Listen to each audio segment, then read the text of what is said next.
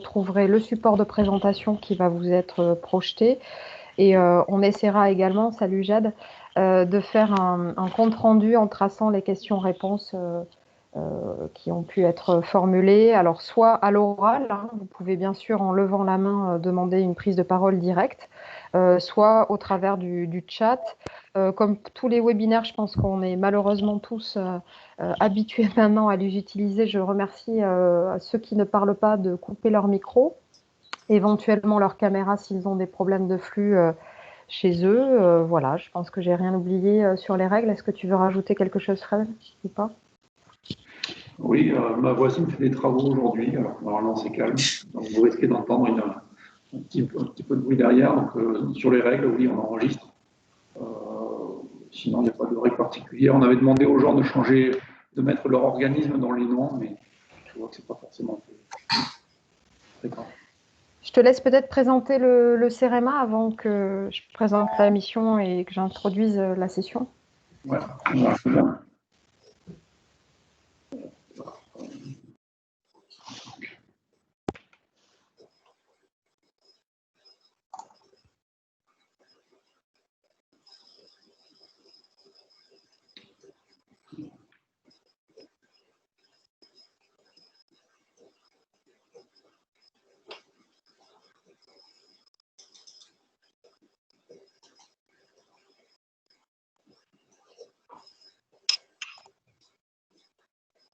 Vous voyez l'écran partagé ou pas pour savoir?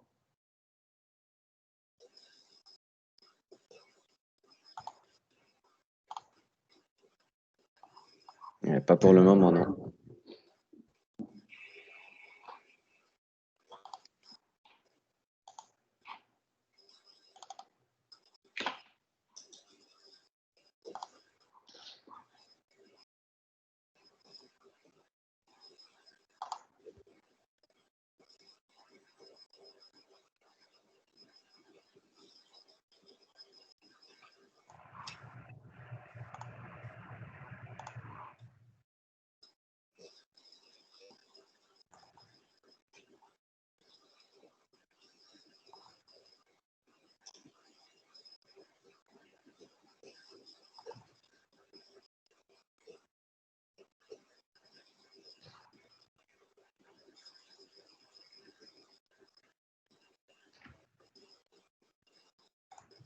Vous m'entendez pas en fait?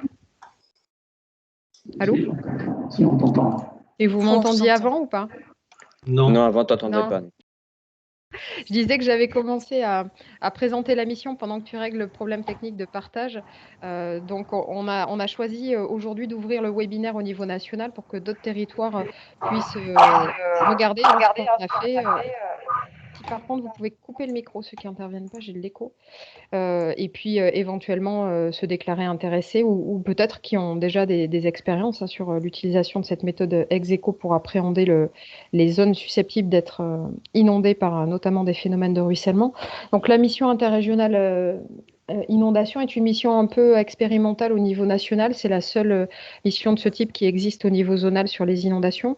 Elle a été créée en 2017 par le préfet de zone de défense et de sécurité sud, après les inondations de 2015 qui ont frappé de façon conséquente avec une vingtaine de décès les Alpes-Maritimes, hein, notamment Antibes, Mandelieu, Cannes, donc en 2015. Pourquoi elle a été créée à partir de là? Tout simplement parce que malgré le corpus réglementaire et technique qu'on avait en matière de prévention, cet événement, plus que les autres, a mis en avant des comportements inadaptés des personnes, et on s'est dit mais quelle est la performance des actions qu'on mène, comment on pourrait éviter finalement mieux communiquer sur les comportements à risque, et d'une façon générale comment on pourrait aller travailler ensemble en synergie, que ce soit les acteurs de l'État, les collectivités, les experts, les associations, etc.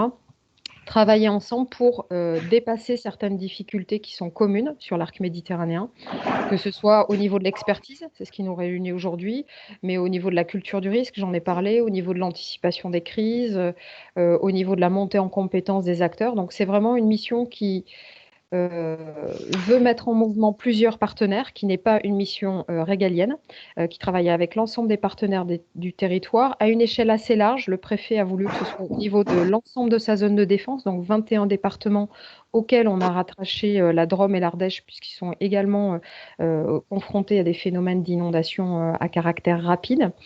Et l'objectif de cette mission n'est pas d'être une mission, je dirais, en chambre et qui travaille dans son bureau sur des grandes doctrines, mais plutôt d'être vraiment en écoute et en appui des services pour identifier des problématiques communes et essayer de trouver une réponse au niveau zonal. Alors, c'est soit une réponse globale à l'attention des 23 départements, soit la plupart du temps, on travaille par expérimentation sur le terrain pour avoir des actions concrètes à partir duquel on tire des enseignements et des recommandations au niveau zonal.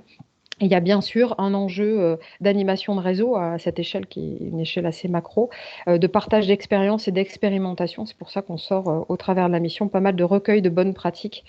Voilà. 2015 donc, nous conduit à créer cette mission qui a aujourd'hui 3 ans.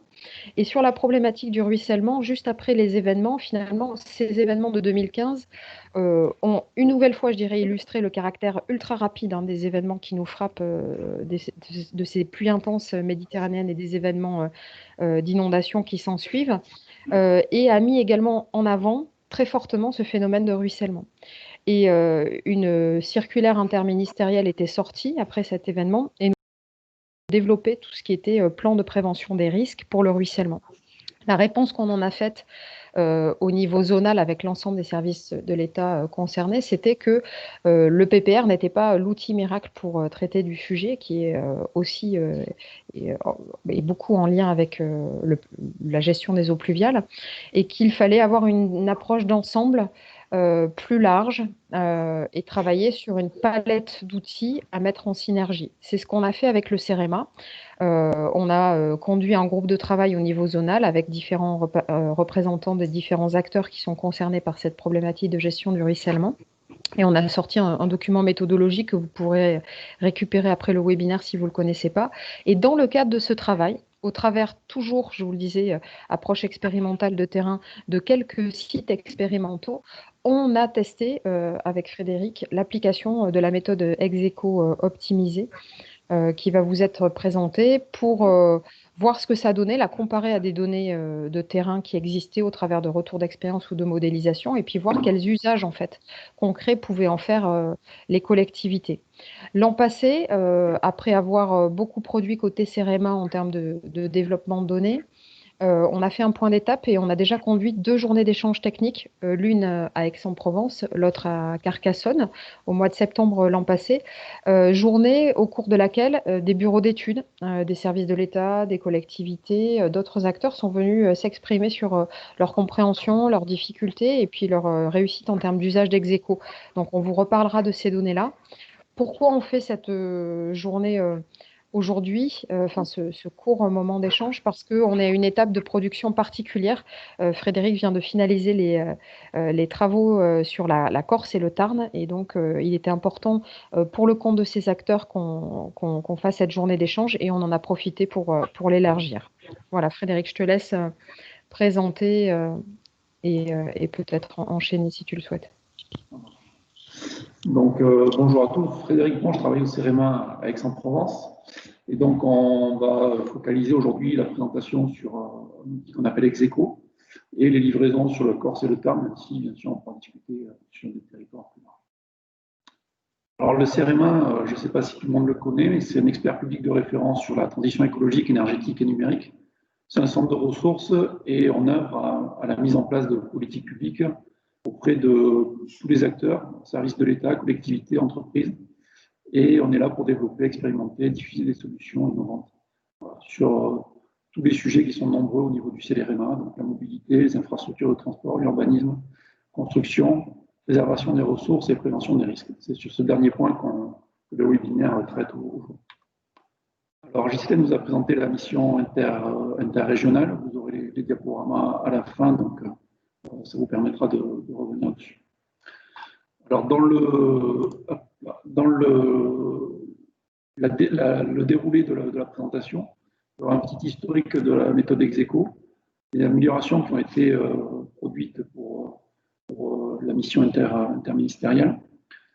Et après, comme on met à disposition des données, on aura quand même une partie importante sur les limites, la vigilance, les attentions qu'il faut avoir sur ces données. Enfin, on aura des présentations d'usage qui ont pu être faites dans la méthode Execo. Alors, si je passe sur l'historique d'Execo, Execo, en fait, c'est né il y a plus de 10 ans. Il y a plus de 10 ans, on avait déjà des questions sur qu'est-ce que c'est le ruissellement, qu'est-ce que c'est les curés clairs. Donc, il y a des difficultés à discerner quels sont ces termes. Et par contre, pour essayer de travailler sur la partie amont du réseau hydrographique, déjà, il fallait avoir un réseau hydrographique. Et en France, entre guillemets, il est de piètre qualité, même encore, même avec des bases de données BD Topo ou BD Cartage, on a des données qui sont assez disparates sur le territoire. Là, en fait, on avait comme objectif de cartographier un phénomène très local, à des échelles, en fait, région, département, région ou la France. Alors, la base d'Execo, c'est vraiment des algorithmes très classiques de calcul de réseaux d'écoulement, en fait, qui sont SIG.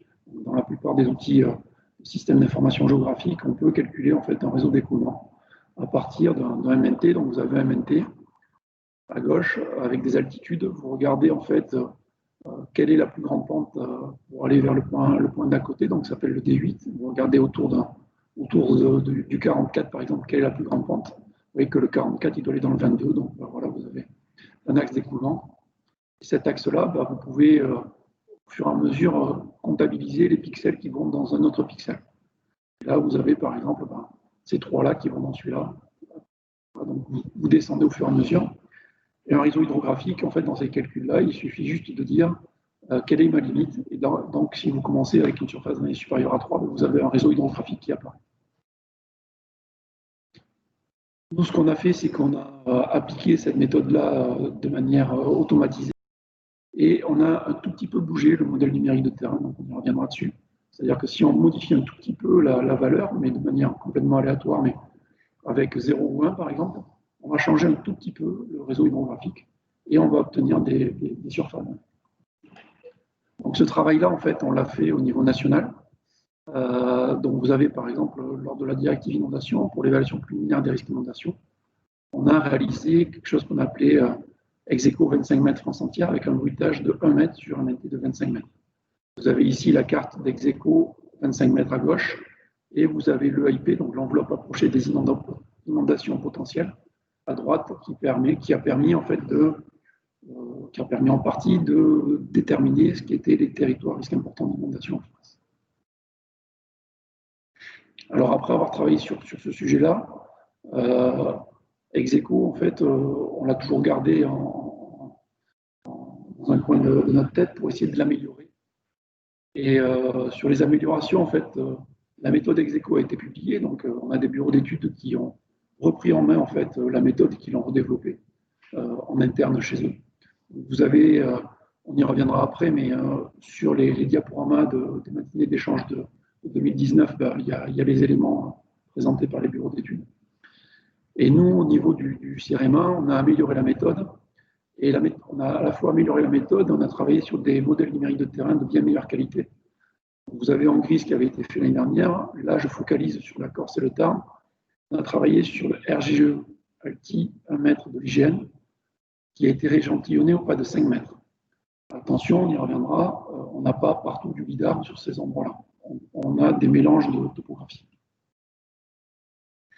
Alors sur les améliorations, on a essayé d'un peu plus vulgariser, donc on a fait une notice pour essayer d'expliquer un petit peu la méthode, et on a essayé d'avoir d'autres approches pour expliquer un petit peu comment ça fonctionnait. Là, vous avez, par exemple, en haut à gauche, vous avez le calcul direct d'un seul réseau hydrographique sur le MNT de base.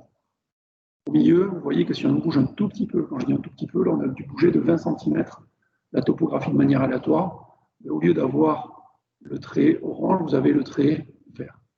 Et si on fait ça 5000 fois, de manière aléatoire, on bouge un petit peu la topographie, on fait 5000 fois, là, vous avez une espèce d'emprise qui apparaît en bleu. Et les différents tons de bleu sont les superficies drainées qui sont associées à cette emprise.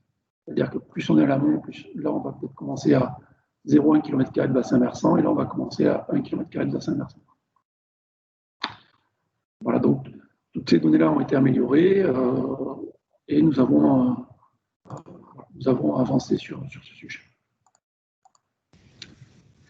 Là, c'est un petit peu la même chose que tout à l'heure. Hein.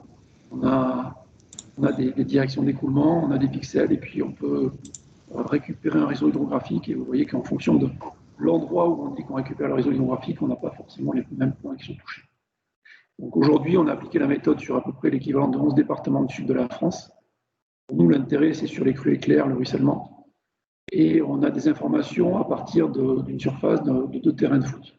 Voilà. Donc, on commence à 0,01 km² de bassin versant. Alors là, on va rentrer un tout petit peu dans la technique. Aujourd'hui, dans la méthode ex-aequo, le MNT, on s'est rendu compte qu'en fait, si on disait qu'on voulait bruiter avec 1 mètre de hauteur, c'est un petit peu comme remplir les fonds de Talvec avec 1 mètre de hauteur. Ce 1 mètre, il est trop fort sur les parties amont, et il est sans doute pas assez fort sur les parties aval, mais les parties aval, c'est pas forcément ce qui nous intéresse. Et donc, on va faire ça de manière par étapes. Donc, on va travailler sur le MNT, on va le modifier de 0,20 cm en fait 5000 fois, et on va faire 5000 fois le calcul du D8, et on a un résultat qui s'appelle ex-aequo 20 cm. Par contre, on aura envie en fait de monter, de mettre un petit peu plus d'eau sur les parties un peu plus aval. Donc, comment on fait pour ne pas en rajouter trop sur l'amont? C'est qu'on va modifier le modèle numérique de terrain initial sur les endroits qui sont touchés par ex-aequo 20 cm à partir d'un certain seuil. Voilà, donc on fait ce travail-là et on va le faire pour ex-aequo 20 cm, mais on va le faire de manière itérative. Donc on aura un résultat ex-aequo 20 cm, 40 cm, 60 cm, 80 cm et 100 cm. Donc dans la fourniture des données qu'on va avoir pour la mienne, on n'aura pas une seule couche ex-aequo, on aura 5 couches ex-aequo. À côté de ces couches-là, on a aussi des calculs de cuvettes et d'endorréisme. Si c'est possible, Audrey Bénard, si vous pouvez débrancher le micro. Voilà, donc on a des calculs en fait de cuvettes. Quand on fait ces calculs de SIG, l'objectif, c'est dans les calculs, c'est qu'il y ait toujours un exutoire. Donc il faut remplir les MNT. Donc on a des calculs de cuvettes qui sont obligatoires. Donc en fait, on fournit en même temps les calculs de cuvettes. Et nous, on s'est rendu compte, en fait, dans le cadre de la première phase de la directive inondation, et même pour améliorer, qu'il y a des cuvettes en fait qui sont tellement grandes qu'on ne peut pas en fait les remplir et faire passer un écoulement au-delà de cette cuvette. Donc on a intégré des calculs d'endorréisme. Donc l'endorréisme, c'est le fait que l'écoulement ne va pas jusqu'à la mer. Il est bloqué dans une énorme cuvette, type des lacs intérieurs ou simplement des énormes dépressions sur certains plateaux. Là, on a des excellents exemples sur tout ce qui est l'Écosse, en fait, autour de Millau. Donc, on a des cuvettes, des endorréismes et les couches ex-aequo. En image, qu'est-ce que ça peut donner? Là, en fait, on a une image assez surprenante. Sur les photos aériennes, en fait, on voit très bien des écoulements, en fait, des traces d'écoulement. Et si on regarde les résultats d'ex-aequo par rapport à ces traces-là, ben, on a quand même une très bonne adéquation. Et je garde un petit peu de temps, excusez-moi, parce que je vais peut-être trop vite. Donc là, vous voyez en fait des espèces de formes de chenaux hydrographiques. Vous avez des espèces de ronds. Et quand on regarde ça, en fait, avec le résultat ex-aequo, ben, on retrouve bien sûr nos cheminements.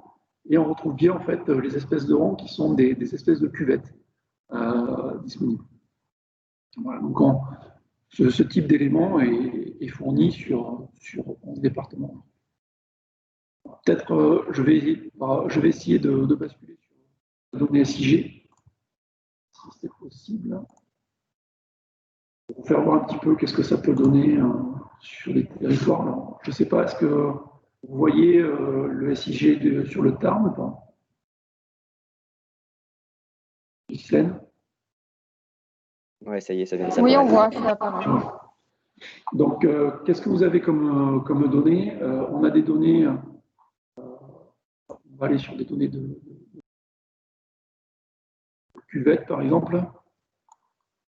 Voilà, là, on est par exemple sur les plateaux.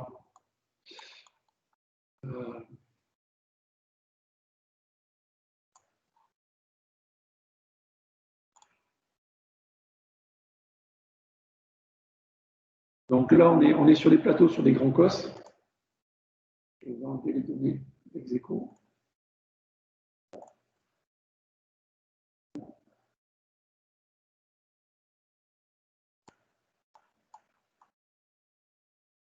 Là, si on se retrouve, en fait, on va dire que là, on est sur on va pas dire, on est sur le plateau du Larzac, pour ceux qui connaissent. Sur ce plateau-là, en fait, on peut regarder les calculs de cuvettes. Donc, on voit que sur ce moment-là, on a des énormes cuvettes avec des profondeurs qui sont vraiment, vraiment importantes. On a plus de 10 mètres de profondeur de cuvette à ces endroits-là. Donc, dans nos calculs, en fonction des cuvettes et des endroits où on se trouve, en fait, on va détecter que c'est des endoroïsmes.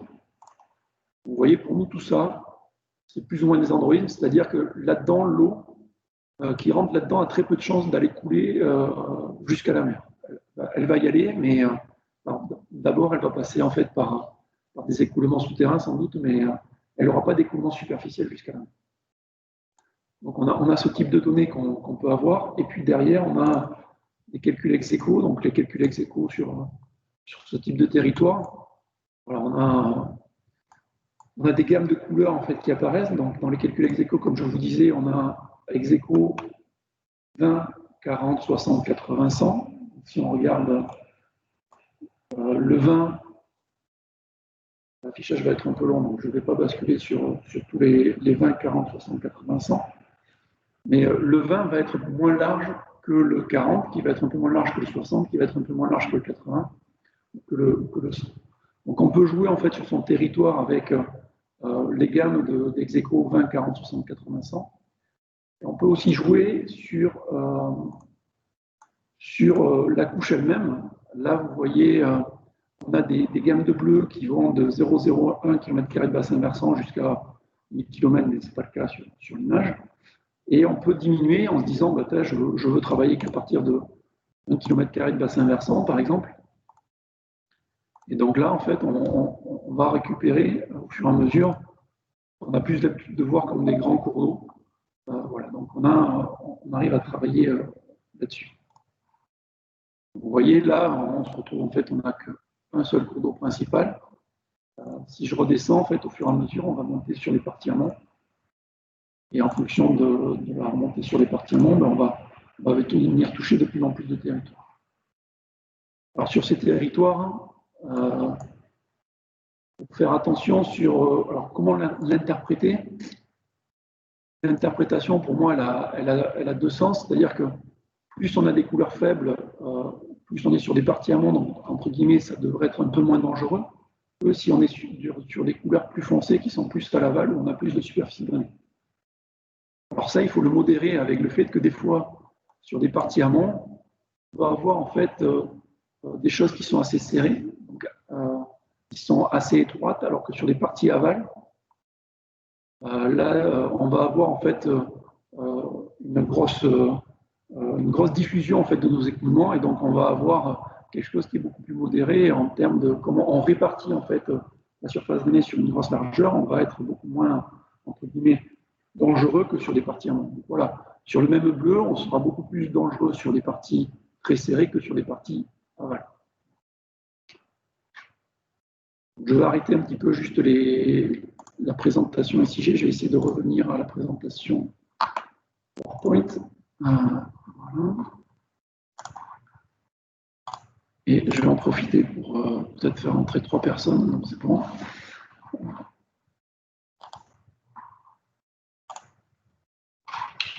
Voilà. Donc sur ces données, je suis revenu à la présentation, c'est la diapo 23. On a quand même beaucoup de limites, c'est-à-dire que notre méthode elle est purement topographique, on n'a pas de calcul de hauteur, de vitesse, de débit.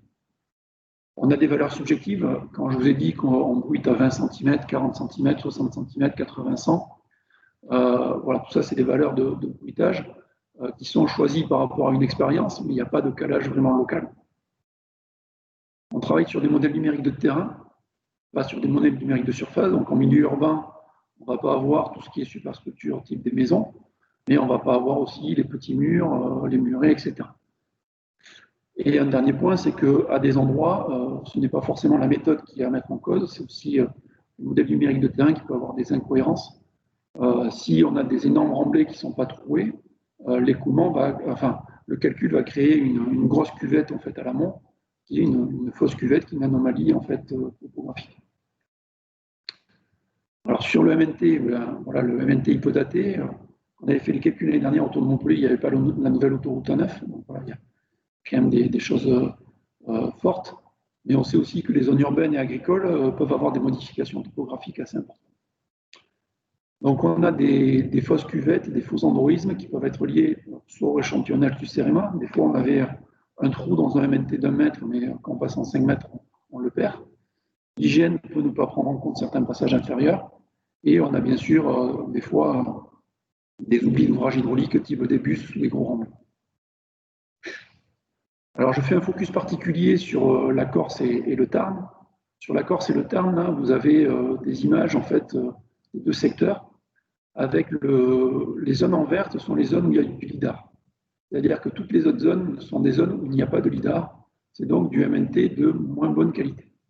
Pourquoi on avait fait l'année dernière des premiers secteurs sur 8 départements? On les avait fait parce que sur ces endroits-là, on avait soit des départements couverts en lidar complet, soit des départements où on avait un MNT qui était du SIG-LR, donc système d'information du SIG, donc l'association Languedoc-Roussillon de SIG, et qui avait une qualité topographique intéressante. Là, c'est par rapport à des demandes locales qu'on a fait ce travail-là, parce que voilà, on ne peut pas faire ce travail-là s'il n'y a pas de demande locale. Aujourd'hui, sur le Tarn, on a oublié de faire la partie de la goutte là, donc on va essayer de le proposer d'ici fin 2020. Alors, quelques petites perturbations, quelques éléments qui peuvent perturber au niveau de la méthode. Quand on fait un calcul, en fait, on fait des calculs sur des bassins versants. Et comme les bassins versants ne sont pas forcément très bien connus, les limites ne sont pas forcément claires à des endroits, on va avoir en fait des extensions, on va faire une espèce de tampon autour des bassins versants, donc on a des endroits qui sont traités 2 fois sur certains secteurs. Après, un deuxième point, c'est que Execo, c'est assez probabiliste. Donc on va modifier à la main le modèle numérique de terrain, enfin modifier de manière aléatoire le modèle numérique de terrain. Si on le fait 5000 fois, en fait, si on relance le calcul une autre fois, les 5000 modifications du modèle numérique de terrain ne seront jamais les mêmes. Donc, on ne va pas avoir exactement les mêmes résultats si on fait 2 fois le même calcul sur un territoire. Donc, attention, on est quand même assez proche sur des endroits avec du fort relief. Il peut y avoir des écarts un peu plus sensibles sur des zones très plaines. Et les résultats, en fait, dans les étangs et en mer sont aussi pas forcément très pertinents à analyser. Voilà.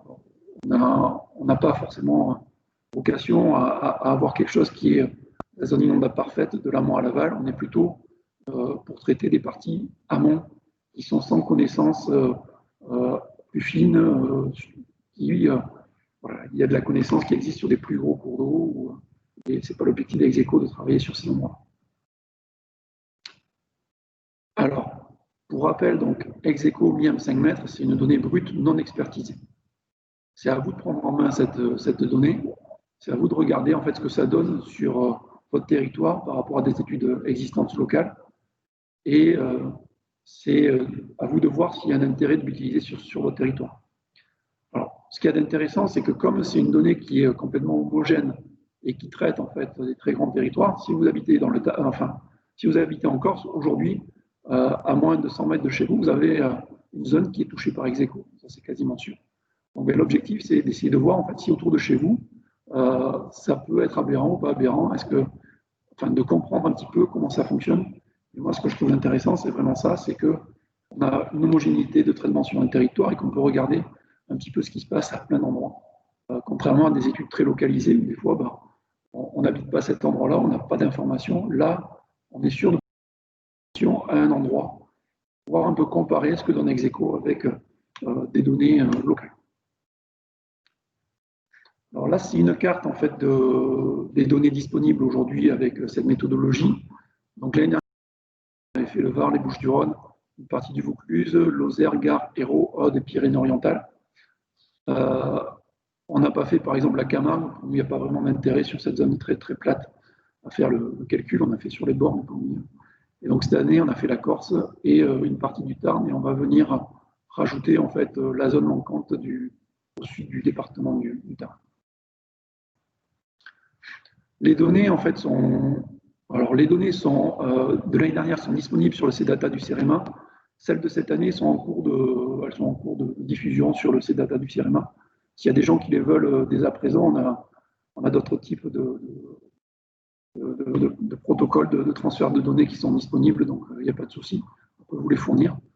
Quand elles sont à partir du moment où elles sont sur le CData du CEREMA, ça veut dire qu'on peut les récupérer soit dans un outil type QGIS en WFS, soit on peut les récupérer en fait à un accès grand public. On a une carte qui permet de voir les résultats. Donc là, par exemple, vous avez un extrait que j'ai fait la semaine dernière sur le secteur d'Aix-en-Provence. Et donc sur le secteur d'Aix-en-Provence, vous pouvez jouer sur les endorismes, les cuvettes ou les différents niveaux en fait de bruitage d'Execo.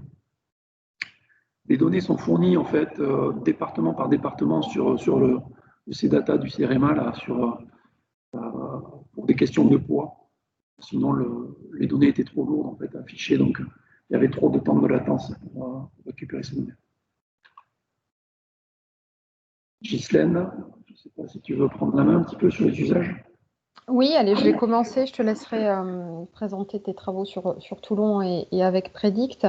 Alors, il y a des problèmes de son apparemment qui sont mentionnés. Je regarde le chat en parallèle. Frédéric, je ne sais pas si tu as des oreillettes chez toi, ça doit résonner. Est-ce que moi, vous m'entendez mieux ou ça grésille tout autant? On entend mieux Ghislaine que Fred. Ouais, alors moi j'ai des oreillettes parce que je peux pas faire autrement avec mon ordinateur, ça doit venir de là. Oh, je vois qu'il y a pas mal de questions qui se posent sur le chat, on y reviendra juste après.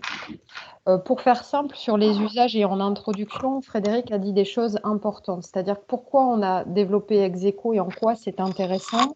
Ça nous permet en fait très rapidement, par une méthode simplifiée, d'avoir une vision rapide et cohérente sur des grandes surfaces de l'ampleur potentielle du problème en matière de zones susceptibles d'être inondées, de ruissellement, et d'identifier par contre assez finement les axes d'écoulement. J'aimerais bien que quelqu'un coupe son micro, j'ai du bruit. Par contre, on est bien sur des zones susceptibles d'être inondées et c'est très différent de la connaissance stabilisée qu'on peut avoir par d'autres méthodes de caractérisation fine de l'aléa. D'autre part, vous l'avez tous compris et Frédéric l'a bien illustré, on est sur une emprise de zones inondables potentiellement. On n'a pas du tout de notion de période de retour, de hauteur, de vitesse.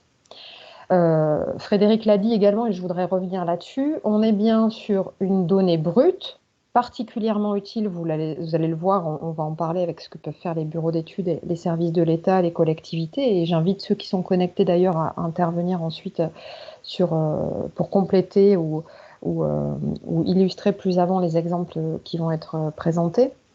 C'est une donnée brute non expertisée, ce qui veut dire que pour son utilisation chez vous, pour vos usages, il faut un certain niveau d'appropriation de cette méthodologie, d'expertise et, Frédéric le disait, de comparaison par rapport à votre connaissance du terrain, par rapport à des événements passés qui ont pu frapper votre territoire, sur lequel vous avez des relevés de PHE, par exemple, de dommages, et par rapport à d'autres modélisations que vous pouvez avoir en boutique ou que vous projetez de faire. Ce qu'on peut dire, si on veut regarder d'une façon globale les usages qui sont faits à l'heure actuelle, alors pour l'instant avec Frédéric, on n'a pas sur la zone de défense gravé dans le marbre des utilisations strictes de la méthodologie. On a effectivement produit une notice qui est à votre disposition, qui reprend les principes sur lesquels est revenu Frédéric, les potentiels de la méthode, les limites. On va compléter cette notice par une plaquette où on va illustrer les différents types d'usages, mais on n'a pas voulu enfermer les services ou les bureaux d'études dans un standard figé. C'est quelque chose sur lequel on réfléchit et il est possible qu'avec Frédéric, on sorte un courrier zonal pour quand même mettre des garde-fous sur l'utilisation. Quand on regarde de toute façon les utilisations qui en sont faites, quelle que soit la typologie des acteurs, c'est bien sûr pour produire de la cartographie, on l'a bien compris, de zones potentiellement inondables, mieux caractériser le ruissellement sur lequel on a une problématique d'approche, et produire des cartographies de risques en venant croiser avec les enjeux pour des usages qui peuvent être divers, élaboration de schémas directeurs des eaux pluviales, zonage pluvial, porté à connaissance dans le cadre de l'élaboration des documents d'urbanisme et puis élaboration de plans de prévention des risques inondations. Sur les bureaux d'études, alors on a effectivement eu la chance d'avoir un retour d'expérience, et vous pourrez regarder les diapositives puisqu'elles sont sur les pages MIAM, de Suez, Safej, du CEREG et de Predict. On a des bureaux d'études qui ont une appropriation très fine de la méthodologie et qui ont même adapté la chaîne de traitement pour l'adapter complètement à leurs usages et essayer d'en optimiser les résultats. Ils conviennent tous du fait que c'est une méthode rapide, intéressante, qui a l'avantage finalement de nécessiter peu de choses, si ce n'est une bonne donnée topo. Je l'ai dit tout à l'heure, qui permet d'identifier facilement et de façon exhaustive les axes d'écoulement et les cônes de déjection, mais qui, sur certains secteurs, est plus ou moins fiable, notamment sur les têtes de bassin, sur les grandes plaines. Et souvent, Execo est soit utilisé en première étape de dégrossissage, si je puis dire, avant d'aller compléter en fonction des besoins, des enjeux en présence par des méthodes plus précises, que ce soit de l'approche hydrogéomorphologique, par exemple, ou d'autres types de détermination plus fines de l'aléa. Et donc, Execo est soit un produit préalable, soit un produit intermédiaire, soit un produit complémentaire, selon les cas. Ce que disent par contre les bureaux d'études, c'est que quand ils l'utilisent, ils ne la livrent pas telle que aux clients et qu'il y a quand même une difficulté à communiquer sur cette méthode et ses résultats vers un public non averti. Et pour l'utiliser sur d'autres types de méthodes, et j'ai vu que le cyprès était connecté, nous, sur les points de vigilance qu'on a aussi, c'est que pour le commun des mortels, il y a beaucoup de données en fait en matière de zones inondables. On a les atlas de zones inondables, on a les cartos de la directive inondation, on a parfois des modélisations spécifiques, on a des zonages qui sont issus de retours d'expérience. Et c'est vrai que on a les PPRI et pour le commun des mortels, il s'y retrouve plus dans quelle est finalement la donnée de référence à considérer plus qu'une autre, et rajouter la couche ex-aequo, les données ex-aequo en plus est parfois difficile ou nécessite une communication adaptée. Donc voilà, un point de vigilance quand même sur la vulgarisation, la compréhension de cette méthode pour le commun des mortels et les clients en courant, je dirais. Sur la deuxième diapo, si on regarde l'utilisation, donc la diapo de 33, Frédéric, qui en est faite par les services de l'État. Donc on a eu la chance de bénéficier notamment du retour d'expérience de la DDT des Bouches-du-Rhône, de la DDT du Gard et également de la DDT de l'Aude pour laquelle on avait fait une journée technique, et je vois qu'Éric est connecté et pourra également compléter. C'est vrai que la méthode ex-aequo est le plus souvent utilisée plutôt pour du porté à connaissance. Du porté à connaissance vers les collectivités dans le cadre notamment de leur révision ou de leur élaboration de documents d'urbanisme ou d'aide à la décision sur des projets ou pour la définition en fait de stratégies, je dirais, de meilleure connaissance et de meilleure gestion du risque de ruissellement et des eaux pluviales sur leur territoire. Si certains l'utilisent jusqu'à, je dirais, une utilisation réglementaire dans le cadre de PPR, ce n'est pas la grande majorité des services qui l'utilisent comme ça. Certains relèvent quand même ce que je vous disais, la difficulté qu'on a simplement cette emprise grande masse, mais sans paramètres complémentaires de hauteur, vitesse et période de retour notamment. Mais en tous les cas, c'est jugé comme une donnée qui peut enclencher des réflexions, permettre de donner des avis sur certains projets ou actes de construire. Et vous allez le voir avec la commune de Sainte-Anastasie, il y a une vraie possibilité d'intégration dans le PLU. Et dans le cas du test qu'on avait fait avec cette commune, la commune a choisi d'utiliser les données produites par Execo en complément des données qui étaient fournies par le PPR pour avoir des zones d'exposition complémentaires sur lesquelles ils ont pris parfois des décisions d'interdiction d'imperméabilisation ou de limitation de l'imperméabilisation sur certains secteurs particuliers, à dire d'experts. Et là, c'est vrai que les services, et ils s'exprimeront pour ceux qui sont connectés, soulignent aussi qu'il y a quand même un besoin un certain niveau d'expertise à avoir pour utiliser les bonnes couches et les bonnes classes d'ex-écho, sélectionner le bon bruitage, etc. Sur la discussion limite entre le ruissellement et le débordement de cours d'eau, c'est vrai que c'est pas toujours facile. Alors là, le 30, je crois que je les ai vus qui sont connectés, pourront intervenir. C'est vrai que eux utilisent les couches ex-écho et les données inhérentes à cette modélisation lorsqu'ils ne sont pas dans du débordement de cours d'eau standard, sachant que pour eux, le débordement commence à partir d'une superficie drainée de 1 km² et également sur des zones d'écoulement, je dirais, organisées plus faibles. Voilà ce qu'on peut dire de l'utilisation standard des bureaux d'études et des services de l'État. Ensuite, je crois que tu voulais revenir sur l'utilisation qui est faite par la métropole de Toulon, sur la diapo suivante, et on reparlera un petit peu de Sainte-Anastasie et des usages qui peuvent être faits également par Predict en matière d'avertissement un petit peu plus tard. Je te repasse la main là-dessus. Est-ce que vous m'entendez bien là ou il y a de l'écho beaucoup ? Il y a un peu d'écho, mais ça grésille moins que tout à l'heure. Donc, on a travaillé en fait avec la métropole de Toulon dans le cadre d'un partenariat et aujourd'hui, en fait, la donnée ex-écho va être intégrée dans un outil qu'ils ont développé dans le cadre de leur papille Petit Côtier Toulonnais pour de l'aide à l'urbanisme. Et on voit qu'il y a ex-écho est une couche de données de connaissances, va être une couche de données de connaissances, et on voit bien qu'il y a des données réglementaires vraiment inscrites en dur, comme les plans de prévention des risques, les portées à connaissance, ce que expliquait Ghislaine. Et après, il y a des données de connaissances comme les atlas inondables, et ex-écho en fait vient un petit peu en complément de ces données-là. Donc là, au niveau de la métropole, c'est vraiment un outil qui sera à destination en fait de tout ce qui est droit du sol, avec accès en mot de passe et mot de passe pour les personnes. Donc ça, c'est sur les côtiers toulonnais.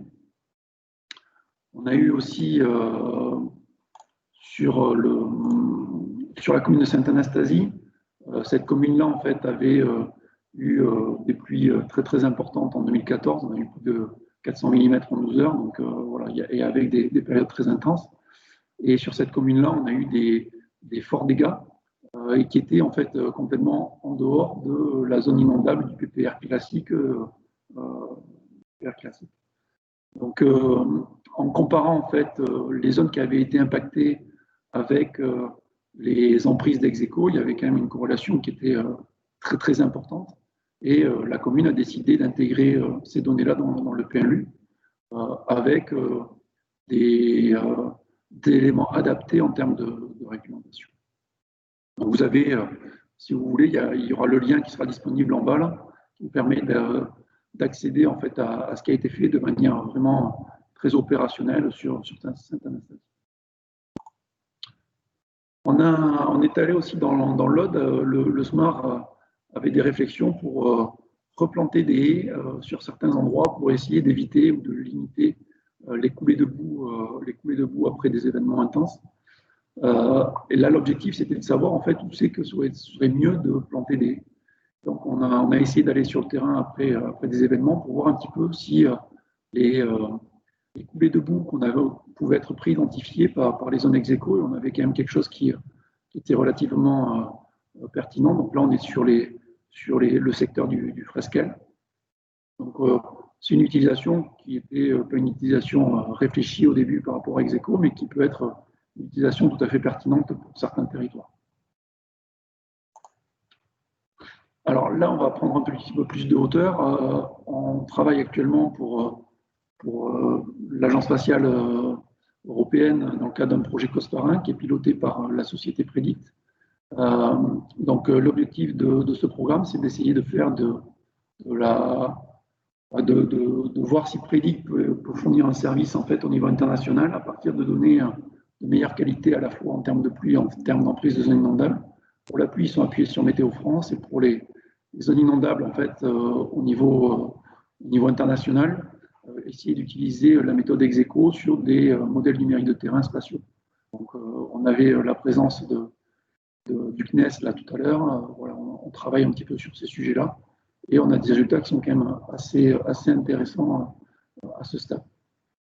Donc ça, c'est un projet avec plus de hauteur qui n'est pas que sur l'arc méditerranéen.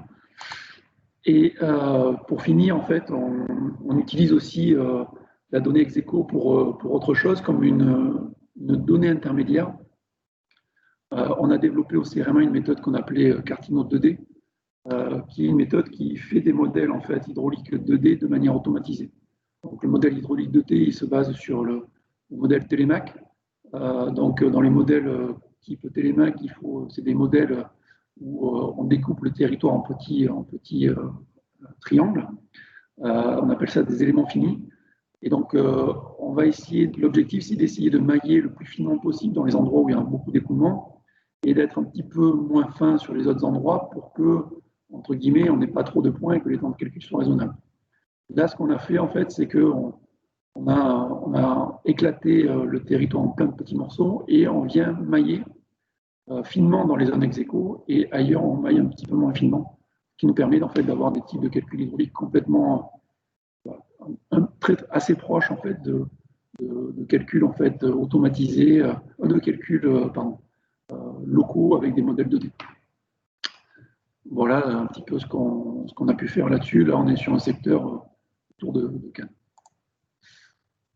Voilà, on a fini la présentation technique. Vous avez des liens en fait, qui vous sont utiles là-dessus, sur les liens donc, sur le site de l'AMIA, un lien sur le site du CEREMA. Et ces éléments seront aussi présentés dans le cadre de présentations aux journées SHF en fait, qui ont lieu, Société hydrotechnique de France, qui ont lieu à la fin du mois, où la thématique du ruissellement est vraiment prise dans tous les sens par plein d'acteurs, plein de méthodes, mais ça peut être intéressant aussi pour vous d'aller voir ce qui peut se faire lors de ce colloque. Merci.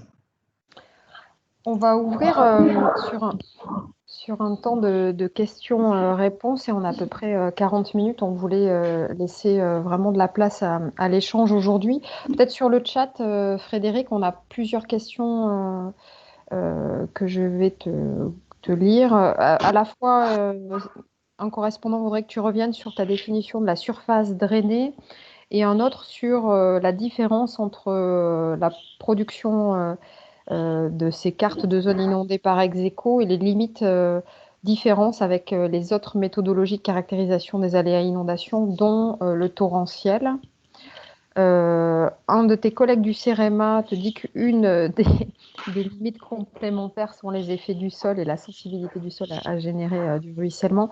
Et puis Nicolas aussi, là-dessus, nous demandait quels étaient nos critères de choix pour développer les données sur les territoires. Mais je crois que tu l'as un peu dit, mais peut-être que tu peux le redire. Au-delà de la volonté, il nous faut quand même quelques données de base. Mais c'est vrai que levez la main pour dire que vous voulez des données chez vous, et s'il y a des bonnes raisons, on viendra développer. Je te laisse répondre à ces questions avant, et après on ouvre à des questions de tous, hein, donc n'hésitez pas à lever la main ou à continuer sur le chat que je regarde pendant que Fred répond.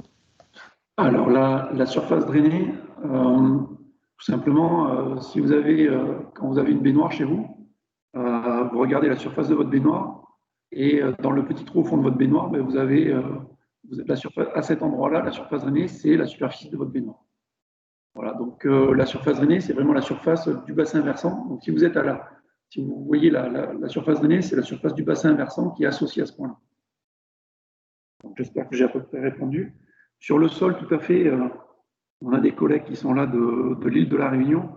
Par exemple, si on est autour d'un volcan, du volcan de la Réunion, on peut avoir des gros problèmes, c'est-à-dire que le sol est complètement poreux, donc il n'y a aucun ruissellement. Donc la méthode, bien sûr, est pas adaptée. Donc c'est pour ça que là, il y a des choses à avoir. Notre objectif d'Execo, ce n'est pas forcément aussi le ruissellement annuel. On est plutôt sur des événements assez importants. Donc on va dire que là, le sol va avoir une espèce de production assez importante. Mais oui, bien sûr, on prend pas en compte le type de sol. Donc c'est une limite aussi de la méthode. Sur des critères de choix, pourquoi on fait les calculs ou pas, je l'ai dit un petit peu tout à l'heure, c'est la disponibilité de MNT de qualité. L'année dernière, en fait, on avait travaillé sur des MNT qui étaient plutôt du LIDAR ou du MNT de l'association SIG-INLER, en fait, qui dépendait du Languedoc-Roussillon à l'époque, où il y avait donc de la topographie de qualité. Donc, on avait fait 8 départements. Cette année, en fait, on a rajouté la Corse et le Tarn parce qu'il y avait des demandes locales qui nous disaient, nous, on a besoin de ces données-là sur certains secteurs et nous, quitte à faire certains secteurs, on traite l'ensemble du territoire. Voilà, donc s'il y a des personnes qui sont intéressées pour qu'on fasse ces calculs sur d'autres territoires, nous, on est pour, mais entre guillemets, on ne va pas faire des calculs si personne n'est intéressé. Voilà, donc il faut lever la main, pas forcément dans la réunion là, mais nous envoyer des mails à moi et Ghislaine, et puis on vous tiendra informé de quand on peut travailler sur ces sujets-là. Alors, ça fait une bonne transition, ce que tu dis, avec une question de Fabrice sur le chat. Attends, j'ai pas répondu juste sur le torrentiel. Oui. Je n'ai pas compris la question sur le torrentiel. Alors, est-ce que le correspondant du 05 peut repréciser sa question? Oui, bonjour. Est-ce que vous m'entendez? Oui, très bien. Oui. Oui, en fait, ma question, elle porte pas tant sur la méthodologie que sur la nature des phénomènes. Pour moi, le ruissellement, je l'avais imaginé comme en dehors des écoulements du réseau hydrographique permanent. Et en fait, ma question, c'est pourquoi vous appelez ruissellement plutôt que tout simplement inondation? Quelle est la différence sur les phénomènes? Voilà, merci. Ouais, on est toujours sur cette thématique où on ne sait pas quelle est la limite entre le ruissellement, la crue éclair, l'inondation. Alors, pour nous, Execo, il va rechercher quand même des fonds de Talweg, alors des fonds de forme. On est près en montagne, on récupère tout ce qui est torrent, c'est évident. Donc, on va récupérer tout ce qui est torrent et on va récupérer des choses assez intéressantes qu'on n'a pas imaginées, tout ce qui est cône de déjection. Donc, ça, c'est des choses qu'on récupère bien. Après, entre guillemets, le ruissellement en dehors de zones où ça peut écouler, je ne sais pas vraiment ce que c'est, perso. Donc là, on va rentrer sur un débat philosophique sur quel est le ruissellement. En zone de montagne, la méthode Execo, elle va aller chercher tout ce qui est fond de Talweg qui peut s'approcher clairement du zone torrentielle. Très bien, je vous remercie. De Fabrice qui nous demandait pourquoi, ou quand est-ce qu'était prévu le développement sur l'Ardèche et la Drôme. Je vais te faire une réponse quand ils nous demanderont de le faire. Pour l'instant, on n'a pas eu de besoin exprimé clairement par ces départements. Et il faudra que Fred nous dise également la qualité des données de base disponibles. Mais en tous les cas, ce qu'on disait avec Fred, c'est vrai qu'on aurait pu s'auto-saisir et faire un développement de masse et continuer à poursuivre. Nous, on préfère être plutôt dans répondre à des besoins clairement exprimés et une volonté de se saisir de ces données plutôt que de travailler pas pour rien, mais en tous les cas, voilà, on essaie de prioriser l'argent public et le temps disponible pour chacun d'entre nous. Donc, Fred. Il y a Anne-Evelyne qui voulait poser une question. Oui, bonjour, c'est la métropole de Toulon, Anne-Evelyne Chollet. Donc, sur le papier de Toulon, tu as très bien montré l'utilisation qu'on va en faire au niveau cartographique avec les services urbanisme, donc une utilisation restreinte aux agents techniques parce que, comme disait Ghislaine, c'est quand même un abord assez… il faut quand même une connaissance pointue et des précautions à prendre. Par contre, une autre utilisation qu'on va mener, c'est suite à l'étude que vous avez menée sur Execo, il y a eu l'analyse des enjeux liées à cette cartographie. Donc là, on va s'appuyer sur cette cartographie pour cibler, par exemple, les bâtiments publics qui sont dans les zones de ruissellement, pour cibler notre communication sur ces espaces où il y a les enjeux, en fait. Voilà, c'était une utilisation supplémentaire qu'on juge très utile, nous, pour mener les actions de sensibilisation du tout public. Merci pour ce complément. Est-ce qu'il y a une autre personne qui a levé la main? Non. Est-ce qu'il y a d'autres questions par écrit? Voilà. Oui, alors j'ai vu une question sur la mise en place d'un plugin QGIS. Entre guillemets, nous, notre méthode, alors, en fait, elle tourne sur des clusters. Donc, la méthode, elle est assez simple. Hein. Chacun peut se la refaire, entre guillemets. Hein. Les bureaux d'études y sont arrivés assez facilement. L'objectif qu'on a sur un cluster, c'est qu'on peut travailler sur des très grosses données et les 5000 calculs, on les lance en parallèle sur plein de...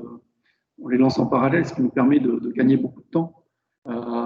Juste pour idée, alors c'était en 2010, mais en 2010, on avait divisé par 10 le temps de calcul qu'il y avait sur un logiciel qui est quand même reconnu comme Arc-Info, et on avait à peu près 40 processeurs en parallèle, donc on avait divisé par 400 les temps de calcul. On n'a pas vocation à développer un plugin dans QGIS parce que ce serait pour traiter des petits territoires. Entre guillemets, aujourd'hui, pour traiter des petits territoires, on a peut-être beaucoup mieux. On a des modèles 2D qui permettent de le faire de plus débit. Voilà, donc, l'objectif, c'est de travailler sur des grands territoires et on n'a pas vocation à redévelopper un outil dans QGIS. Audrey Combe voudrait poser une question. Oui, bonjour. Vous m'entendez bien? Oui. Audrey Combe du SMIAGE Maralpin dans les Alpes-Maritimes.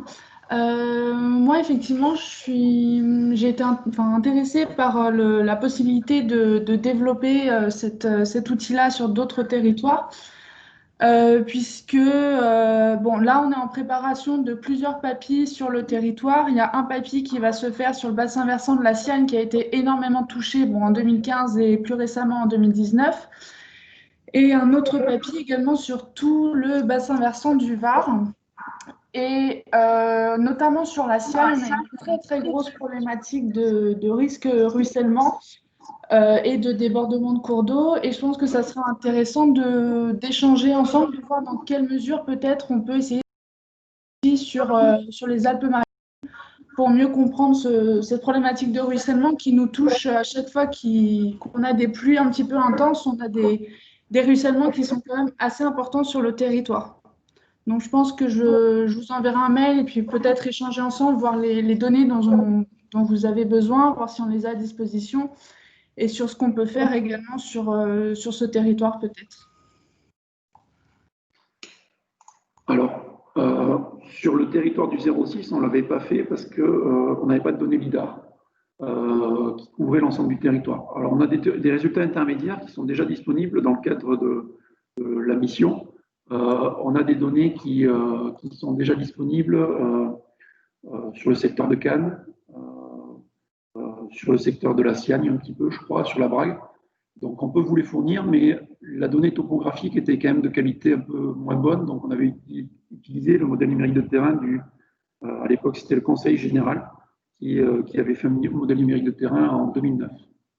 Aujourd'hui, je pense que vous comprenez, sur ces données-là, en fait, notre objectif de grand rendement, il vient aussi du fait qu'on attaque des données hygiène qui sont de qualité. Et moi, je pousse tout le monde à travailler en collaboration avec l'hygiène pour avoir des données, en particulier des données LIDAR, qui soient disponibles à toute la sphère publique. Voilà. Donc, on peut travailler sur vos données, mais travailler sur des données locales, ça demande toujours plus de travail à remettre en forme toutes ces données-là par rapport à des données qui sont vraiment standardisées par l'hygiène et qui fait un super boulot là-dessus. D'accord, ok.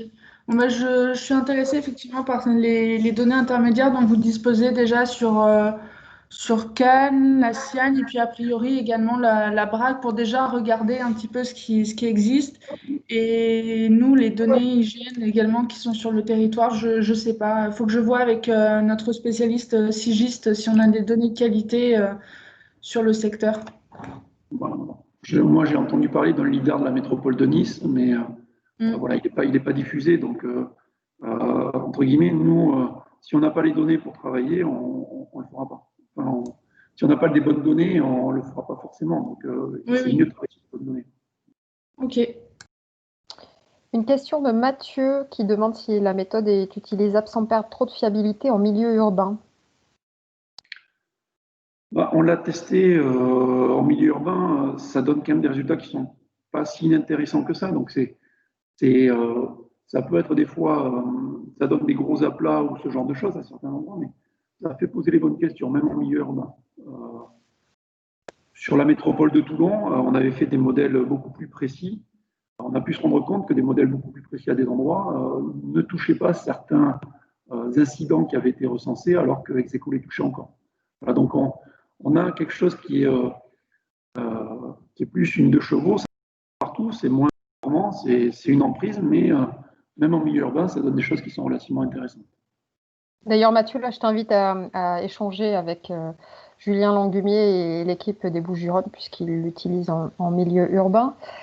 Thomas Gélic qui propose, salut Thomas, de poursuivre le travail sur l'Aude avec le BV de la Garonne. Donc, oui, si vraiment il y a une demande et les données disponibles, pourquoi pas. Et puis, on a donc côté. Je suis du 30, mais je viens d'arriver dans le service, désolé. Alors, parce que quelqu'un, oui, j'ai loupé une question. Est-ce que des collègues du 13 et du 30 peuvent nous dire comment ils ont construit le pack et l'interaction avec l'AZI? Donc là, je ne sais pas si. Donc le 30, trop jeune pour intervenir. Le 13, est-ce que quelqu'un. Ou le 11 peut-être? J'ai vu qu'Eric et Thomas sont connectés. Si vous l'avez utilisé, peut-être vous pouvez faire part de votre expérience.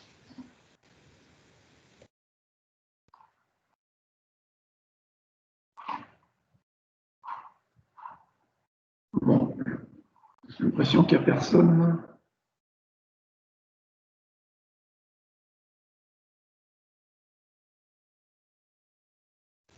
Bon, mais ce qu'on fera peut-être a posteriori, de toute façon, on doit. Thomas a un problème de micro apparemment dans l'Aude.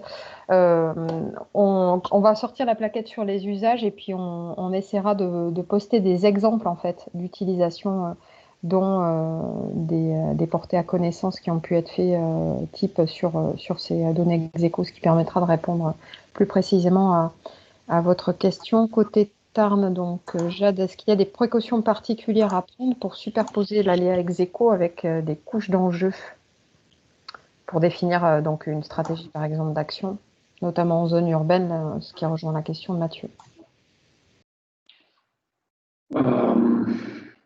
Je pense qu'il y a une analyse à faire au cas par cas. Quand je vois par exemple je ne sais pas exactement, mais quand je vois sur le Grand Albi, par exemple, ce que ça donne, on voit énormément de terrasses anciennes apparaître comme des zones inondables, enfin comme des zones touchées par Execo. Sur ces zones-là, je pense qu'il faut rester assez prudent, c'est-à-dire qu'on va avoir peut-être du ruissellement très diffus. Voilà. Il faut regarder ce que ça donne par rapport à votre territoire. Je pense que dans votre territoire, il faut que vous arriviez à récupérer des données d'incidents qui ont pu avoir lieu sur certains ruissellements, et c'est ça qui va vous permettre de voir si globalement la méthode elle répond ou pas.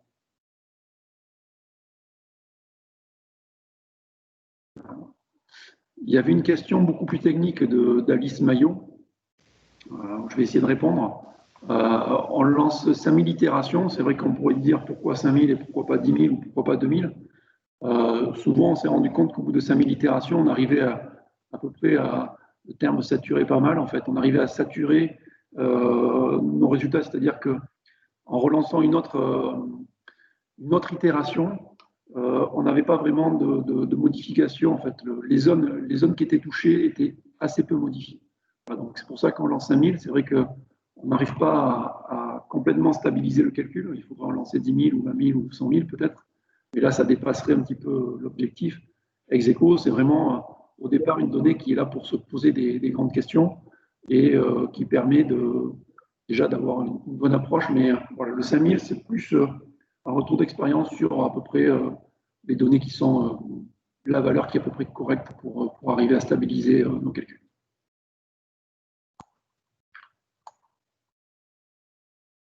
Alors. Oui, Didier, c'est vrai que je te rejoins sur les atlas des zones inondables et ex-aequo. C'est vrai qu'on pourrait démocratiser, entre guillemets, l'utilisation des enveloppes, des données ex-aequo pour les documents d'urbanisme et des documents contraignants au niveau réglementaire et droit du sol. C'est ce que je disais tout à l'heure. Pour l'instant, on n'a pas voulu faire de recommandations standardisées et contraignantes au niveau zonal. On y réfléchit. Peut-être qu'on y viendra, mais pas tout de suite, en tous les cas. Mais c'est une piste. On attend d'avoir déjà beaucoup plus d'expérience quant à l'appropriation par les acteurs de terrain. Et Gaëtan, par rapport à la méthode IRIP. Alors, par rapport à la méthode IRIP, je vous conseille de vous inscrire en fait au colloque SHF. Il y a un atelier qui va permettre de comparer en gros 7 ou 8 méthodes de calcul du ruissellement qui n'ont pas forcément les mêmes vocations. Je pense que ex-aequo et IRIP n'ont pas forcément les mêmes vocations. IRIP est une méthode à score. Ex-aequo est quand même très intéressante pour essayer de détecter assez directement les zones inondables. La méthode IRIP, en fait, comme d'autres méthodes à score, elle est plutôt sur des processus de ça s'appelle production, transfert, accumulation. Les résultats sont quand même pas tout à fait les mêmes. Elle peut avoir des intérêts, les méthodes à score peuvent avoir des intérêts pour voir si on a des pratiques de gestion différentes à certains endroits, qu'est-ce que ça a comme incidence. Ex-aequo aujourd'hui est quelque chose qui est complètement dur, c'est-à-dire que ça ne changera rien si vous considérez que vous allez modifier votre pratique agricole ou que vous allez désimperméabiliser certains endroits de votre territoire. Ex-aequo ne prendra pas en compte ce type d'éléments. IRIP ou d'autres méthodes existantes chez Artelia ou même au CEREMA à certains endroits vont pouvoir essayer d'intégrer d'autres effets et donc de voir si des aménagements sont performants ou pas sur certains territoires. On est sur deux stratégies de méthode qui sont quand même bien différentes.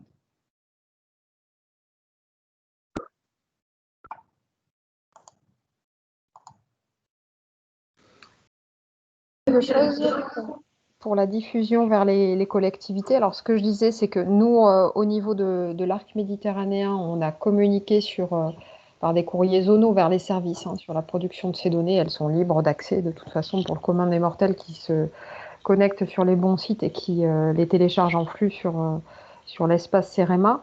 Par contre, les diffusions et les portées à connaissance vers les collectivités en direct sont laissées à la charge des services départementaux qui font le choix ou pas de communiquer de façon plus ou moins appuyée là-dessus. Alors, la méthode ex-aequo a-t-elle été également développée pour le Loiret, la Seine-et-Marne, Lyon? Si oui, auprès de qui se rapprocher? Sinon, est-ce qu'il existe un tutoriel? Alors, sur la méthode ex-aequo, sur ce secteur-là, désolé, je ne suis pas trop du coin, mais on a fait un calcul ex-aequo. Lors des dernières inondations en 2016, si je me rappelle bien, il y avait eu des soucis sur certains endroits, type une ancienne rivière qui était ressortie, qui avait coupé une autoroute, ça doit être l'A10.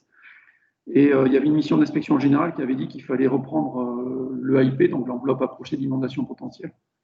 Donc, dans ce cadre-là, on a refait des calculs ex-aequo sur ce territoire. Donc, vous m'envoyez un mail et je dois pouvoir essayer de vous envoyer les résultats qu'on avait réalisés à ce moment-là. C'est une question de Jérémy Courtin sur la comparaison ex-aequo avec l'outil TerraFlow. Alors là-dessus, on n'a pas fait de comparaison avec l'outil TerraFlow d'accumulation des flux de gras sur QGIS. Il y a plusieurs outils comme ça, il y a même des outils dans Saga. Ce que je peux dire, et peut-être que Didier pourra y répondre, sur le bassin de la Dordogne, qui n'est pas sur l'arc méditerranéen, il y a eu des travaux de comparaison de différentes méthodes qui ont été élaborées. Si j'ai bien retenu, je crois qu'il y a un appel d'offres qui a demandé quand même à avoir des résultats ex-aequo au final. Donc ça veut dire que des gens qui n'étaient pas du CEREMA ont considéré que c'était plus pertinent de travailler avec la méthode ex-aequo. Après, pourquoi, je ne sais pas. Et non, nous, en interne, on n'a pas fait forcément de comparaison avec ces outils. J'ai une question de Vincent Rémy du CEREMA sur la méthode que vous êtes en train de développer. C'est pas une question, c'est de dire il y a une méthode en fait qui est en développement au CEREMA, qui est là aussi une méthode à score, donc où ça ressemble à IRIB, ça ressemble à Horus en fait sur le principe. Après, je dis pas que les résultats sont les mêmes, mais voilà, c'est des méthodes à score qui permettent en fait un petit peu plus de prendre en compte différents types d'indicateurs. Je pense que ça n'a pas forcément les mêmes vocations entre les deux.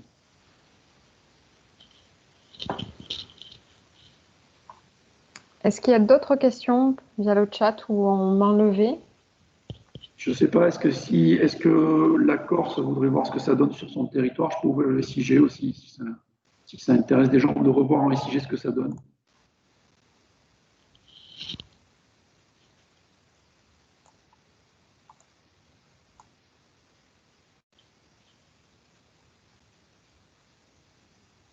Tu as une question sur l'utilisation d'Execo par les bureaux d'études. Sont-ils tous en capacité de l'utiliser? Peuvent-ils se former pour le faire?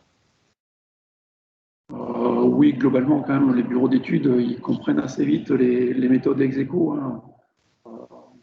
Je vais taire les noms, mais on a 2 ou 3 bureaux d'études qui ont déjà refait Execo en interne. Et on a facilement 4 bureaux d'études ou 5 qui nous ont contactés pour utiliser Execo ou pour même qu'on parte avec eux sur des appels d'offres pour faire de l'execo, on va dire, en première lame de rasoir avant que eux fassent des modèles plus précis sur certains territoires en jeu. Donc, globalement, c'est quand même pas une méthode qui est très très compliquée et la plupart des bureaux d'études avec des hydrauliciens la comprennent assez rapidement. Et quand ils me contactent, ils posent des questions, entre guillemets, assez sensibles sur certains sujets assez rapidement. Donc oui, il n'y a pas de souci pour moi. On a la DDTM2A qui veut intervenir. Alors. Oui, bonjour, c'est Pierre Portelier. Vous nous entendez? Salut Pierre, oui. Ouais, très bien. Juste, oui, c'était Frédéric qui disait que sur ce que ça donnait au niveau de la Corse, donc nous on l'a déjà bien regardé. La question tout à l'heure, c'est comment intégrer la ZI, enfin comparer la ZI ou les études et comment les prendre en compte dans les documents d'Urba. Voilà, c'est la question nous du moment parce que le travail pour la Corse avait été fait en marge des travaux pour les PPRI qui sont révisés sur le département. Voilà, donc s'il y a des collègues donc du 13, du 30 et du 11, je crois, si j'ai bien retenu, qui ont déjà appliqué, déjà étudié et regardé comment appliquer ça, on est preneur s'ils peuvent prendre contact avec nous ou nous on prendra contact. J'ai déjà retenu un nom, Thomas Gélic, là, dans le 11. Et puis aussi, par rapport à la carte que Frédéric est en train de montrer, qu'est-ce qu'on prend comme carto? On a fait l'exercice de regarder, de comparer un peu ce qui, entre la ZI et l'execo actuel sur certains secteurs, donc sur Ajaccio, là où est placé Frédéric. Qu'est-ce qui se ressemblait, quoi? Qu'est-ce qu'on pouvait prendre en compte? Voilà, c'est tout ça, se familiariser avec cette nouvelle carte, mais aussi la diffuser assez rapidement parce que on a rencontré le 11 juin une crue éclair sur Ajaccio. Alors, on avait tout ce qu'il fallait, mais si ça se passe ailleurs, voilà, autant donner l'info, quoi. Alors pour les contacts avec les DDT, je reçois des SMS en parallèle de gens qui ne peuvent pas chatter sur Teams. Vous avez les contacts dans les Bouches-du-Rhône. Donc, je disais Julien Langumier tout à l'heure, les collègues du 30, Eric Zidorski qui est connecté également, Thomas Gélic. Et vous avez les diaporamas de l'an passé. Quand on vous renverra le lien pour télécharger la vidéo, le compte-rendu et le support d'aujourd'hui, vous pourrez consulter les journées de l'an passé, regarder plus finement les usages et avoir les contacts directs avec les personnes qui ont déjà utilisé ces données dans les services.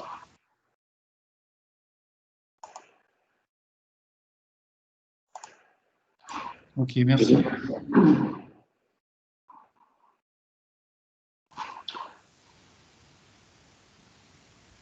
D'autres questions, réactions? Demande de complément?